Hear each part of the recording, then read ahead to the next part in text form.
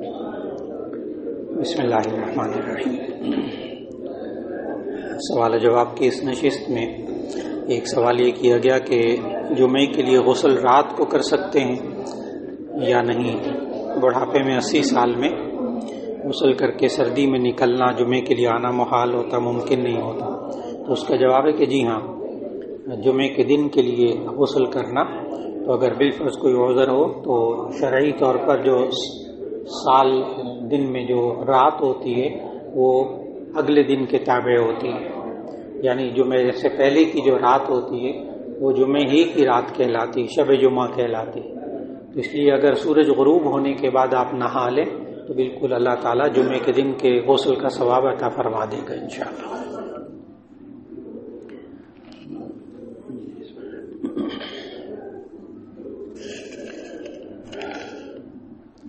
ایک سوال ہوا کہ کہتے ہیں میں ایک ٹریفک وارڈن ہوں، بعض مرتبہ قانون کی خلاف ورزی کرتے ہوئے کسی غریب ڈرائیور کو بھی روکنا پڑتا ہے، لیکن دل نہیں مانتا کہ اس کا چلان کروں۔ بعض دفعہ بزرگ افراد بھی ہوتے ہیں تو میں سمجھا کر ایسے جانے دیتا ہوں، تو کیا میں اپنی ڈیوٹی کے ساتھ ناانصافی کرتا ہوں یا نہیں؟ تو اس کا جواب یہ ہے کہ آپ نے یہ دیکھنا ہوگا کہ آپ کے جو آفیسر ہیں، آپ کے جو ذمہ دار ہیں، کیا ان کی طرف سے اجازت ہے اس بات کی کہ جی اگر بہت دفعہ وہ لوگ کہتے بھی یہی ہیں، آفیسر بھی یہی کہتے ہیں کہ آپ ہمدردی سے کام لیں، مقصود اصلاح مقصود ہوتی ہے۔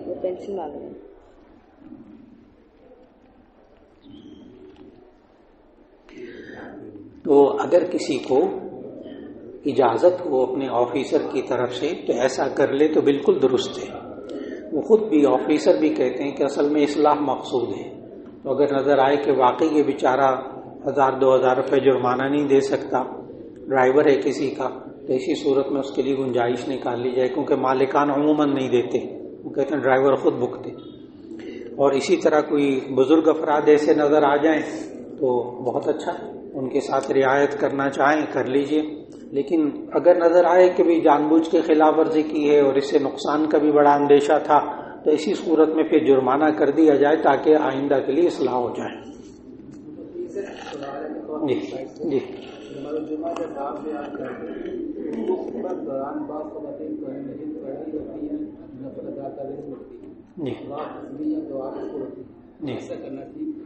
جی انہوں نے سوال یہ کیا ہے کہ جمعے کی جب نماز ہو رہی ہو، جمعے کی نماز کے لیے آئے ہیں لیکن اس سے پہلے عربی خطبہ ہوتا ہے، اس کا تو سننا واجب ہے، خاموش رہنا واجب ہے، لیکن اگر اردو کا خطبہ ہو رہا، اردو کی تقریر ہو رہی ہو تو اس کے درمیان کیا نماز پڑھ سکتے ہیں؟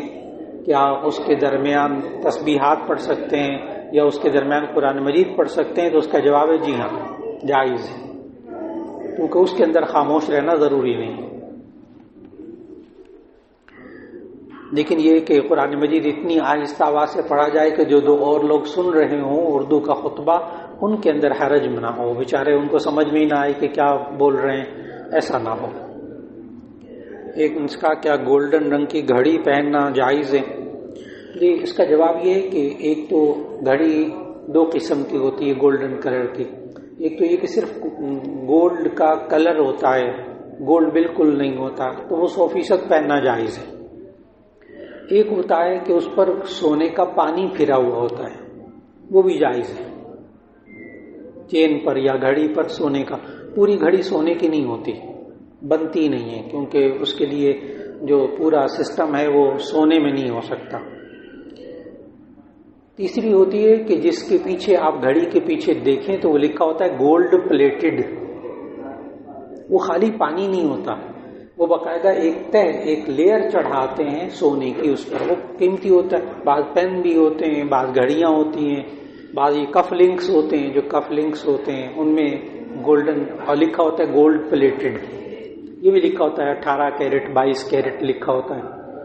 تو ایسی صورت میں فقہا نے لکھا کہ اگر کوئی چیز دھات اور سونا دونوں کو ملا کر بنائی جائے اور غالب جو بھی ہوگا وہ شمار ہوگا، اگر غالب کوئی میٹل ہے سونے کے علاوہ تو وہ سارا وہی شمار ہوگا، اگر غالب جو ہے وہ کوئی جو ہے وہ سونا غالب ہوگا تو ایسی صورت میں وہ شمار ہوگا، اور عام طور پر سونا غالب نہیں ہوتا، تو اس لیے گولڈ پلیٹڈ اور صرف سونے کا پانی پھرا ہوا اور صرف گولڈن کلر، یہ جائز گھڑی پہننا.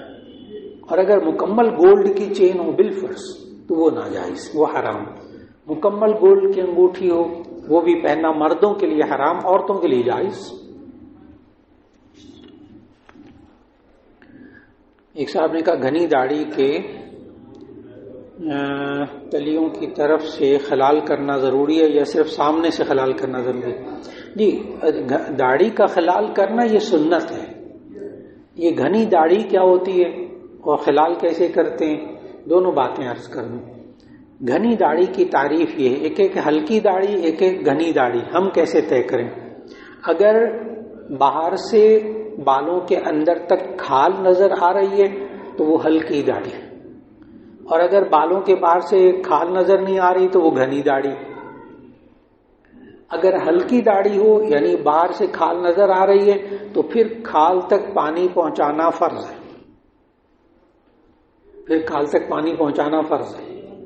اور اگر گھنی داڑھی ہو، جہاں جہاں گھنی داڑھی ہو وہاں بالوں کے اوپر سے دھونا فرض ہے، اندر تک پانی پہنچانا فرض نہیں ہے، یعنی اندر تک خشک بھی رہ جائے تو خیر. اور خلال کرنا سنت ہے. انہوں نے پوچھا خلال کرنا ضروری ہے تو میں نے کہا سنت ہے. ضروری ہے، لازم ہے، چاہیے، اس سے بات واضح نہیں ہوتی. یہ فرض ہے، سنت ہے، واجب ہے، سنت موقدہ ہے، غیر موقدہ ہے، اس طرح بات سمجھ میں آ جاتی. تو داڑھی کا خلال کرنا سنت غیر مؤکدہ ہے، یعنی اگر خلال کر لیا تو ٹھیک، نہ کیا تو گناہ نہیں، لیکن داڑھی کے اوپر سے پانی بہانا فرض. جیسے آپ کھڑے ہوئے گا ذرا، ان کی داڑھی گھنی کہ باہر سے دیکھیں تو اندر سے کھال نظر نہیں آتی. آپ کھڑے ہوئے گا بیٹا. اب ان کی داڑھی ہلکی کہ اندر سے کھال نظر آ رہی، بیٹھی کا تو اندر تک کھال تک پانی پہنچانا اس وقت فرض ہوگا جب گھنی داڑھی نہ ہو. اس کو کہتے ہیں لحیہ خفیفہ، ہلکی داڑھی. اور جو گھنی داڑھی ہوتی ہے اس کو فقہا کہتے ہیں لحیہ کسہ، کاف سے ہے کسہ یعنی گھنی داڑھی. اس میں پھر سامنے پانی پہنچانا، اوپر بہانا فرض ہے، اور باقی خلال کرنا سنت غیر موقدہ. انہوں نے کہا کیا فضائل اعمال میں تمام روایات اور واقعات 100% مستند اور درست ہیں؟ تو اس کا جواب یہ ہے کہ ایک وقت تھا کہ فضائل اعمال پر ریسرچ نہیں ہوئی تھی، لیکن اب تو فضائل اعمال بازار سے جو مل رہی ہے اس کے نیچے تخریج کر دی گئی ہے. ہر حدیث کا، ہر بات کا حوالہ نیچے لکھ دیا گیا ہے کہ یہ حدیث کس کتاب سے لی گئی. اب تو کوئی بات چھپی ہوئی نہیں رہی. دراصل فضائل اعمال لکھنے والے حضرت شیخ الحدیث مولانا زکریا صاحب رحمہ اللہ، وہ خود شیخ الحدیث تھے، خود شیخ الحدیث تھے. 30-35 سال، 40 سال، 50 سال حدیث پڑھانے کے بعد جو بندہ کتاب لکھ رہا ہو نا، وہ کوئی عام کتاب نہیں ہوتی. اور اس وقت دنیا میں قرآن مجید کے بعد سب سے بڑی کتاب جو پڑھے جانے والی وہ یہ کتاب ہے، بکنے والی سب سے زیادہ. اس لیے وہ ایک دور تھا لوگ کہتے تھے یہ روایت ضعیف، فلاں روایت ضعیف، فلاں روایت ضعیف، لیکن اب تو انہوں نے نیچے لکھ دیا جو روایت حدیث کی کتاب میں ہے لیکن ضعیف ہے. جامع ترمذی میں کوئی روایت ہوتی وہ ضعیف ہوتی، لیکن حدیث ہوتی ضعیف ہوتی وہ سند کی وجہ سے. کوئی روایت اگر ضعیف ہوتی ہے سند کی وجہ سے، وہ حدیث ضعیف نہیں ہوتی. نبی صلی اللہ علیہ وسلم کا فرمان ضعیف نہیں ہوتا، یہ آپ طے رکھیں بات. فرمان تو فرمان ہے، وہ سند کمزور ہو تو اس کو کہتے ہیں یہ حدیث ضعیف ہے، یعنی اس کی سند ضعیف ہے. ورنہ نعوذ باللہ نبی صلی اللہ علیہ وسلم کوئی بات کہیں ہم کہیں نہیں ضعیف ہے، نعوذ باللہ، غلط بات، بالکل غلط بات. تو فضائل اعمال میں بعض فضائل کی احادیث ایسی ہیں کہ جو محققین کے نزدیک ضعیف کہلاتی ہیں، لیکن فضائل کے اندر ان کو بیان کرنا جائز ہے. یہ بھی اس لیے یہ کہا جائے گا کہ فضائل اعمال میں تمام روایات اور واقعات 100% مستند اور درست ہیں، کہا جائے گا.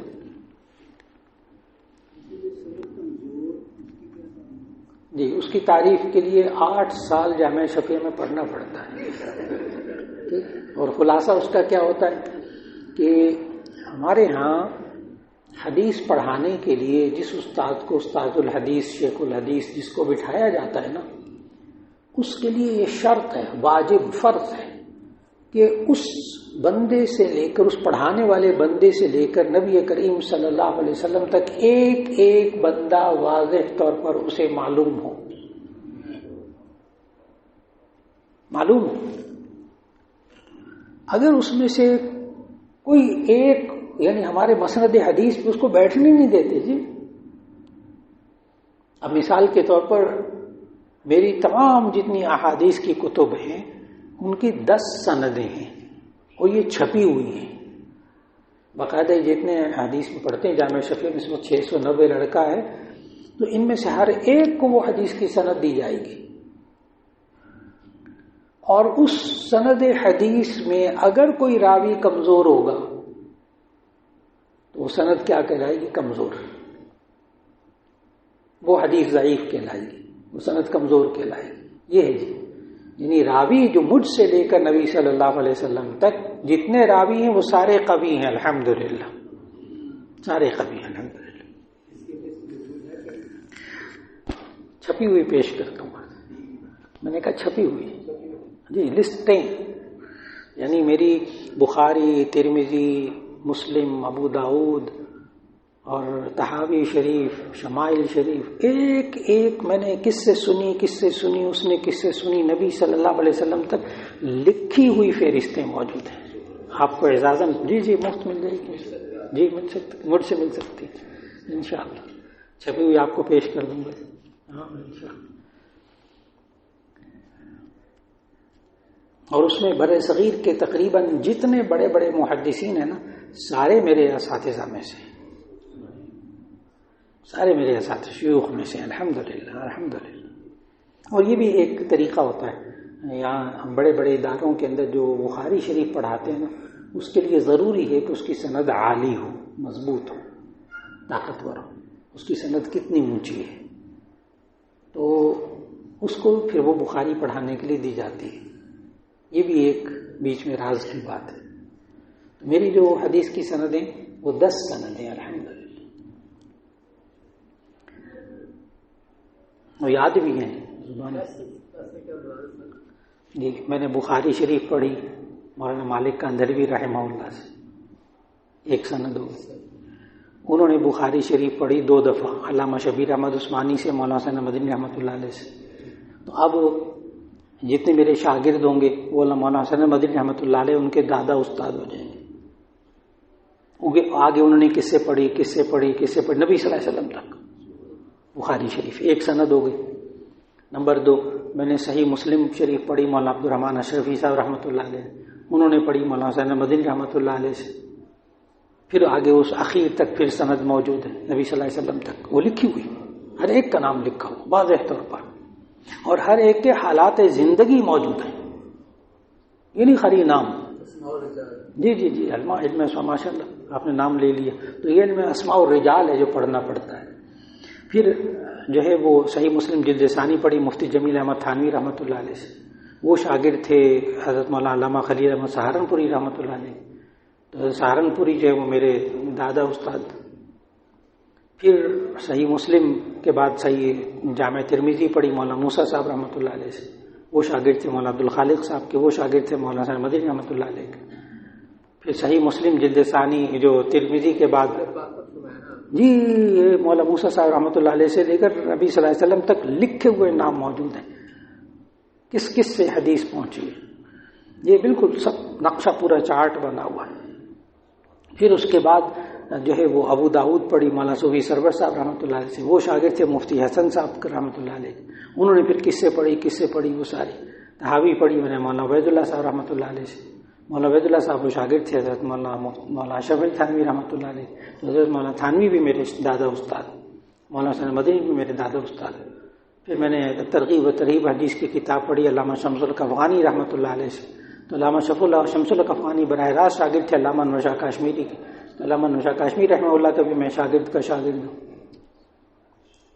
پھر اسی طرح مولانا فضل الرحمان صاحب یہ جمعیت علماء اسلام کے، ان کے والد محترم مولانا مفتی محمود صاحب رحمۃ اللہ علیہ، ان سے پوری تفسیر میں نے پڑھی، وہ 3 جلدوں میں تفسیر چھپ بھی چکی، وہ لکھی بھی میں نے۔ تو وہ 3 جلدوں میں افادات محمود کے نام سے چھپی ہوئی، وہ بھی میرے حدیث کے استاد۔ پھر مولانا عبدالحق صاحب اکوڑا خٹک والے، مولانا سمیع الحق صاحب، مولانا نور الحق صاحب کے والد محترم، وہ بھی میرے استاد حدیث کے استاد۔ یعنی اس طرح کل 10 سندیں ہیں یہ میری، جو کہ نبی صلی اللہ علیہ وسلم تک پہنچتی۔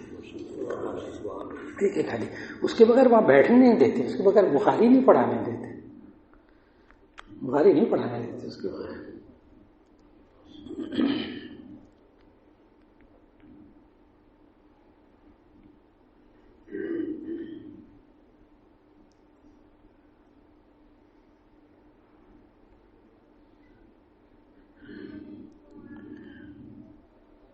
جی، انہوں نے پوچھا ہے کہ محمد رافع نام رکھنا چاہیے۔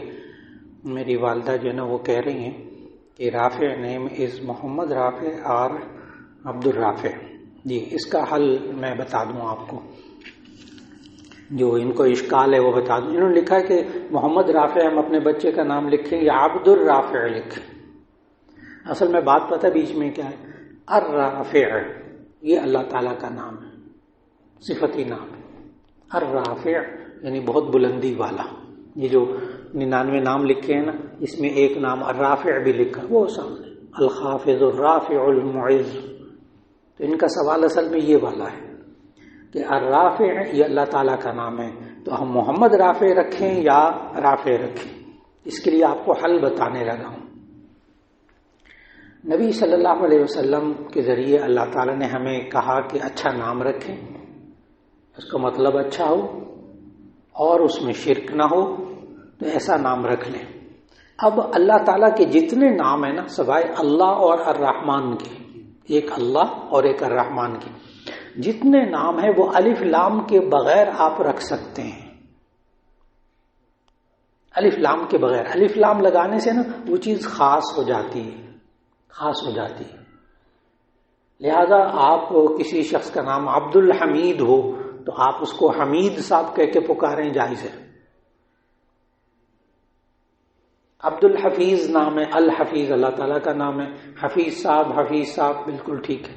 لیکن عبد الرحمن کو نا آپ رحمان صاحب نہیں کہیں گے، عبد الرحمن کو عبد الرحمن کہنا پڑے گا، اللہ اور ایک الرحمن۔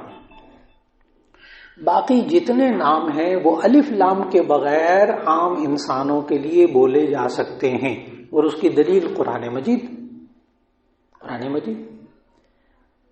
الرؤوف الرحیم یہ اللہ تعالیٰ کے نام ہیں، عبد الرؤوف عبد الرحیم۔ لیکن قرآن مجید میں یہ دونوں نام رؤوف اور رحیم اللہ کے علاوہ نبی صلی اللہ علیہ وسلم کے لیے بھی بولے گئے، حریص علیکم بالمؤمنین رؤوف رحیم، بغیر الف لام کے۔ تو آپ رؤوف صاحب بھی کہہ سکتے ہیں، رحیم صاحب بھی کہہ سکتے ہیں، بغیر الف لام کے۔ اسی طرح 13ویں پارے کے پہلے صفحے میں حضرت یوسف علیہ السلام نے اپنے لیے یہ 2 نام ایک اور بولے، 2 نام اللہ تعالیٰ کے نام، اجعلنی علی خزائن الارض انی حفیظ علیم۔ تو حفیظ اور علیم یوسف علیہ السلام نے اپنے آپ کو کہا، جائز قرآن میں آ گیا۔ تو اسی طرح الرافع کے لیے اگر الرافع لکھا تو پھر عبد الرافع، بچے کا نام کیا ہونا چاہیے؟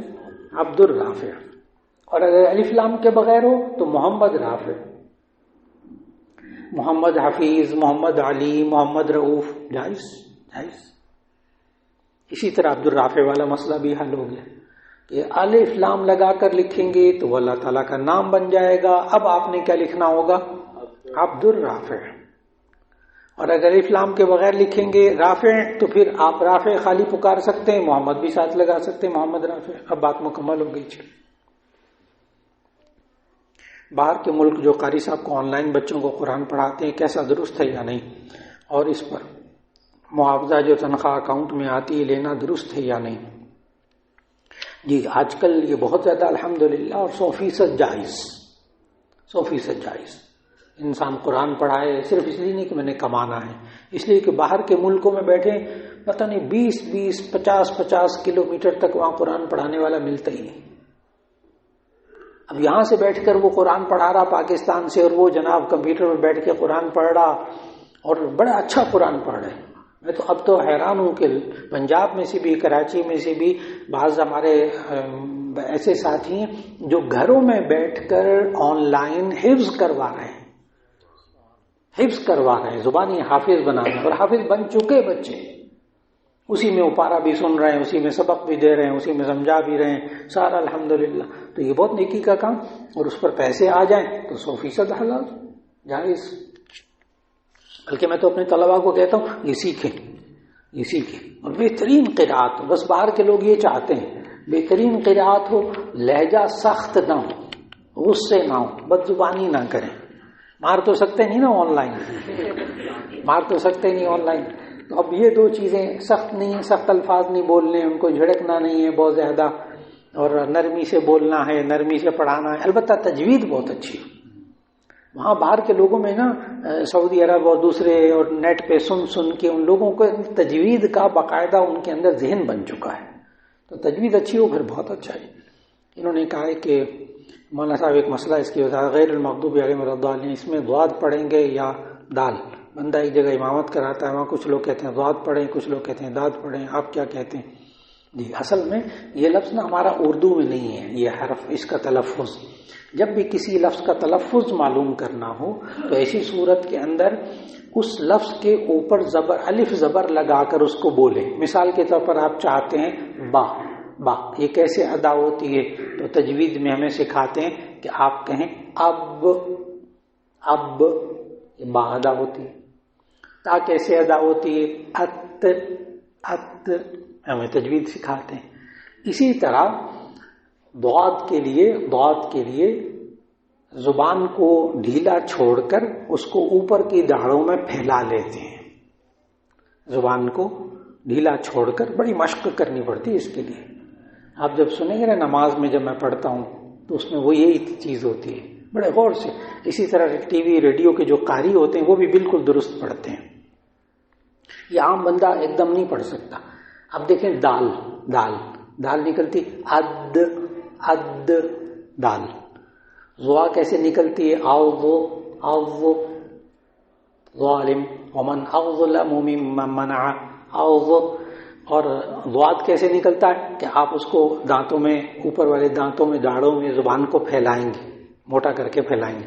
او ولا الضالین، تھوڑی سی مشق کی ضرورت ہوگی. اس لیے ولد والین بالکل پڑھیں وہ بھی غلط، ولد والین پڑھیں وہ بھی غلط. ولد والین از نہیں، او نہیں. ذرا موٹا کر لیں تھوڑا سا. ہاں ذرا موٹا کر لیں، بالکل دال نہ نکالیں. ٹھیک ہے تو نماز ہو جائے گی آپ کی. بالکل دال بھی نہ بولیں اور بالکل زال بھی نہ بولیں، زا بھی نہ بولیں. ولا الضالین، نہ. از اور چیز ہے نا، از اور چیز ہے. تو اس کے لیے مشق. لیکن آپ پڑھ لیں، جو پڑھ رہا ہو نا اس کو غلط نہ کہیں. بس عام بندے کے بس میں نہیں ہے. اچھا ہر ایک کے بس میں نہیں ہے. یہ کہتے ہیں کہ ایک بندے نے 2 شادیاں کی ہیں، ایک بیوی سے پہلے بھی بچے ہیں، کیا وہ آپس میں محرم ہیں یا نہیں ہیں؟ مطلب یہ کہ ایک بیوی سے جب شادی ہو جائے اس کے پہلے خاوند سے جو بچے تھے اس کے پاس. جی ایسے مسئلوں کے لیے نا دارالافتاء میں رجوع کر لیں تاکہ وہ پوچھ لیں آپ کے بچے ہیں، پچھلے شوہر کے بچے ہیں، کیا صورت ہے. ٹھیک. البتہ یہ ضرور یاد میں رکھیں کہ جب یہ کسی عورت سے شادی کرے اور اس کی پہلی کوئی بچی ہو تو اس کا یہ فوراً رخصتی کے بعد محرم ہو جائے گا. جو پریشانی ہے نا زیادہ وہ یہ والی ہوتی ہے کہ یہ اگر اس کی بچیاں ہوئیں تو یہ شوہر پھر اس کے لیے محرم ہوگا کہ نہیں ہوگا. تو اس کا جواب میں نے دے دیا کہ یہ شوہر اس کے لیے کیا ہوگا؟ محرم ہوگا. جو بچی پہلے شوہر سے کسی عورت کی تھی، جب اس عورت سے آپ نے بیوہ سے شادی کی یا مطلقہ سے شادی کی تو وہ جو بیٹی ہے پہلے والے کی وہ اس کے لیے کیا ہو جائے گی؟ حرام. یہ اللہ تعالیٰ نے قرآن مجید میں 4 پارے کے آخری رکوع میں بتایا. وَرَبَائِبُكُمُ اللَّاتِي فِي حُجُورِكُم مِّن نِّسَائِكُمُ اللَّاتِي دَخَلْتُم بِهِنَّ. یہ وہی چیز. ایک آدمی نے کسی کو 1000 روپے دیے، 500 اس کے لیے، اور کہا کہ راستے میں کوئی دوسرا مسافر مستحق ملے تو 500 اس کو دے دیں. لیکن راستے میں کوئی مستحق مسافر ملا ہی نہیں. کیونکہ یہ انسانوں میں رہتا ہی نہیں. اچھا اب اس میں سے 500 پیسے خود استعمال کر سکتے ہیں. اصل بات یہ ہے کہ بعد میں 500 استعمال کر لیں نہ کر لیں. اللہ کے بدلے جنگل میں تو نہیں چل رہا تھا نا, زندگی گزار رہے. ساتھی میں اٹھ بیٹھے دیکھیں تو آپ کو مستحق نظر آ جائیں گے. تو اس لیے اگر کوئی بندے نے ایسا کہا کہ 1000 روپے دیا تو 500 آپ کے, 500 کسی دوسرے مسافر کو مستحق کو دے دیں, ٹھیک ہے. بالفرض نہیں ملا تو اسی صورت میں آپ مستحق ہیں, آپ استعمال کر سکتے ہیں. ورنہ بہتر یہ ہے کہ بعد میں کسی کو دے دیں. ضروری نہیں کہ سفر کے اندر ہی مستحق ملے تو دے نہیں, اس کا کہنا پورا کر دیں. آپ امین ہیں. ایک صاحب نے کہا تنہائیوں کو کیسے پاک کرنا چاہیے, تنہائیوں میں بہت گناہ ہوتے ہیں, ان سے بچنے کا کیا طریقہ ہے؟ جی تنہائی میں اگر کوئی گناہ ہو تو عادت بنا لیں فوراً توبہ اور استغفار. آسان ترین طریقہ, تنہائی میں گناہ ہو فوراً توبہ اور استغفار. اس کا واحد حل یہی ہے, اس کے بغیر نہ رہیں, کیونکہ آہستہ آہستہ پھر توبہ کرنے کا توفیق ہی نہیں ہوتی, تو توبہ کرنے کا خیال ہی نہیں آتا. وہ گناہ کی بات ہے, وہ اور زیادہ خطرناک بات ہے.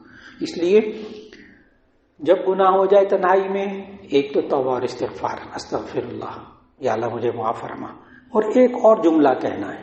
ایک جملہ یہ کہنا, اے اللہ مجھ سے یہ گناہ چھڑوا دے, اے اللہ مجھ سے گناہ چھڑوا دے, اللہ مجھے بچنے کی توفیق دے دے. انشاءاللہ اللہ بچا لے گا اس کو. ایک صاحب نے کہا شاید عمر کی وجہ سے شارٹ میموری لاس کا مرض ہے, قریب والی چیز وقتی طور پر بھول جاتے ہیں, بعد میں یاد آتی. جی یہ آج کل نوجوانوں میں بھی شروع ہو گیا, اس کو الزائمز کہتے ہیں, کہ ابھی جو بات ہوئی ہے نا ابھی وہ بھول جاتے ہیں فوری. ابھی جو ٹیلی فون آیا تھا پتہ نہیں کیا آیا تھا, ابھی کسی نے پچھلی ساری باتیں اس کو یاد ہوتی, پرانی ساری باتیں یاد ہوتی. یہ آج کل شروع ہو گیا. اس کے لیے آسان طریقہ جیب میں ڈائری, آسان طریقہ جیب میں ڈائری. جب فون پہ کوئی بات کہے, جب کوئی بات ایسی ہو فوراً نوٹ کر لیں, بس اپنے دماغ پر بوجھ نہ بنائیں, بوجھ نہ بنائیں.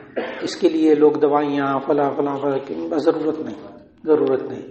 بس دیکھیں کہ کون سی باتیں زیادہ اہم ہیں, کون سی غیر اہم ہیں. جو اہم باتیں ہیں ان کو نوٹ کر لیں. اور یہ الزائمر کی بیماری نہ زیادہ, بعض لوگ اس کو ڈیمنشیا بھی کہتے ہیں, لیکن یہ ڈیمنشیا کی بھی آگے ایک شاخ ہے الزائمر کی. تو اس میں زیادہ تر ہمیں پریشانی کب ہوتی پتہ نہیں. میں نے ابھی 2 رکعتیں پڑھی کہ 3 پڑھی, پہلے پتہ نہیں کون سی سورت پڑھی ہے. یہ والا اتنا مسئلہ نہیں ہے, یہ جو سورت والا مسئلہ ہے کوئی بھی پڑھ لیں آپ. لیکن 2 رکعتیں ہوئی ہیں یا 3 ہوئی ہیں, اس کا حل نبی صلی اللہ علیہ وسلم نے جامع ترمذی کی حدیث میں بتایا کہ اگر آپ کو رکعتوں میں شک ہو جائے نا تو کم پر عمل کر لیں, آخر میں سجدہ صاحب کر لیں, دوبارہ نماز نہ پڑھیں, نئے سرے سے نماز شروع نہ کریں. رکعتوں میں شک ہو جائے, 2 یا 3 میں شک ہوا, 2 پر عمل کر لیں, آخر میں سجدہ صاحب کر لیں. اور اس بیماری سے نا, اس بیماری سے, الزائم والی بیماری سے پریشان نہیں ہونا چاہیے. اس سے یہ ٹھیک نہیں ہوگی اور زیادہ ہو جائے گی. اور اگر آپ درگزر کرتے رہیں گے بس ٹھیک ہے, جتنی چیزیں یاد ہیں اتنی اچھی. اور یہ میں آپ کو بتا دوں کہ بھول جانا, ذہن واش ہو جانا, یہ اللہ تعالیٰ کی بہت بڑی نعمت ہے, بہت بڑی نعمت ہے. اگر کوئی بندہ معاشرے میں ایسا ہو نا جو کہ مجھے ہر بات یاد رہتی ہے, وہ نارمل زندگی گزار ہی نہیں سکتا, نارمل زندگی گزار ہی نہیں سکتا. اس کو ہر وقت بری باتیں یاد رہیں گی, اس کو ہر وقت حادثے غم کی باتیں ہر وقت یاد رہیں گی. تو یہ بھولنا یہ نعمت ہے, یہ نعمت ہے.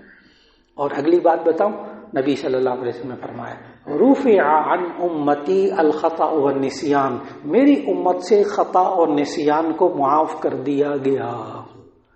آپ کوئی بھول گئے کوئی چیز, اس پر اللہ کے ہاں پکڑ نہیں ہوگی. تو جب اللہ نہیں پکڑے گا تو پریشان ہونے کی کیا ضرورت ہے, ہوتا رہے بس. لیکن میں نے حل بتایا کہ ضروری باتیں ہوں تو اس کو ڈائری میں نوٹ کر لیں. ایک صاحب نے کہا قبر والوں سے فیض یا علوم کا حصول ہمارے ہاں جائز ہے کہ نہیں؟ اگر جائز ہے اس کا طریقہ کیا ہے؟ کیونکہ ان کا جو رجحان ہوتا ہے نا لوگوں کا قبر پرستی کا, تو بس وہ یہیں سے پیدا ہوتا ہے. یہ بڑی گہری باتیں ہیں, بہت اونچی باتیں. قبر والے سے فیض معلوم ہوتا ہے, کیسے کرنا چاہیے کیسے نہیں کرنا چاہیے, بالکل بیکار باتیں. اور یہ انسان کو شرک تک لے کر جاتی ہیں, شرک تک لے کر جاتی ہیں. اس لیے بالکل ان باتوں میں پڑھنا بھی نہیں چاہیے. ایسی کتابوں کو بھی نہیں پڑھنا چاہیے جن میں یہ باتیں لکھی ہوتی ہیں کہ صاحب قبر سے فیض کیسے حاصل کیا جاتا ہے. اللہ کے بندے، قرآن تیرے پاس موجود، حدیث تیرے پاس موجود، اس سے فیض حاصل نہیں کرنا، جا کر قبر سے فیض حاصل کرنا. جب قرآن و حدیث سے فیض حاصل کریں گے پھر قبر والے کی ضرورت نہیں رہے گی، قبر والے کی ضرورت نہیں رہے گی. اور عجیب بات پتہ کیا، زندوں سے فیض حاصل نہیں کرنا.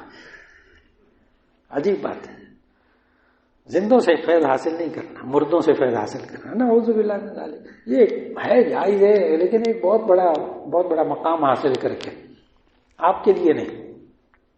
اب یہ بھی نہ کہیے دین کی اگر بات ہے تو آپ چھپا کیوں رہے ہیں. بعض لوگ اس طرف سے بھی داؤ مارتے ہیں نا، کہتے دین کی بات ہے پھر آپ چھپا کیوں رہے ہیں. تو اس کا جواب یہ ہے کہ آپ کا جب بیٹا ہو، پیارا سا بیٹا ہو، تو جب دودھ پیتا بچہ ہو تو اس کو آپ روسٹ منگا کر کھلاتے ہیں. حلال ہے روسٹ کے ناجائز ہے روسٹ بنا ہوا چرغا؟ حلال ہے نا، کیوں نہیں کھلاتے؟ نہیں، جواب غلط ہے. کوئی کہے گا کہ جی وہ پیٹ خراب ہو جائے گا، کوئی کہے گا میدا چھوٹا ہوتا ہے، کوئی کہے گا اس کا گلا چھوٹا ہوتا ہے. سارے جواب غلط ہیں. اصل بات میں جواب بتاؤں کہ اگر اس کو بندے کو پکا پتا ہے کہ اگر میں اپنے دودھ پیتے بچے کو روسٹ کھلاؤں گا تو یہ مر جائے گا، مر جائے گا. اور ہم اپنے بچے کو مارنا نہیں چاہتے، اس لیے وقت آنے پر روسٹ کھانا پڑتا ہے، پھر وہ ہضم ہو جاتا ہے. عوام کو یہ والا روسٹ نہیں کھلانا، بالکل نہیں کھلانا، مر جائے گا، ہم مر جائیں گے. ہاں بالکل نہیں کھلانا. اچھا جی، مجھے سب معلوم ویسے، الحمدللہ الحمدللہ. ہاں مجھے معلوم. کیا وکیل کو عورت کی طرف سے خلا دے لینی چاہیے یا نہیں؟ خلا کا معاملہ نہیں، وکیل کوئی خلا نہیں دیتا، عدالت خلا نہیں دیتی. اچھا، یہ لوگ جاتے ہیں، جا کر وہاں عدالت میں دعویٰ دائر کرتے ہیں خاتون، اور وہ کہتی ہے مجھے مارتا ہے، پیٹتا ہے، یوں کرتا ہے. تو عدالت 2-3 نوٹس شوہر کو بھیجتی، جب نہیں ہوتا تو وہ عدالت دونوں میں جدائی کروا دیتی. اس کو ڈگری کہتے ہیں. ورنہ عدالت کاغذات میں خلا کا لفظ نہیں لکھتی، کیونکہ ججز سب کو پتا ہے کہ ہم خلا نہیں دے سکتے.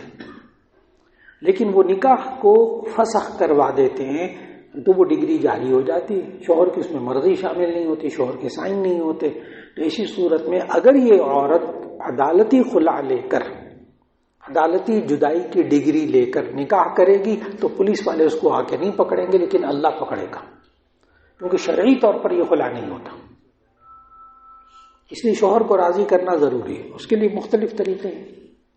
اچھا جی، اب نماز کا وقت قریب آ رہا ہے سر کا، یہ سنبھال لیجیے، آئندہ ملاقات میں انشاءاللہ.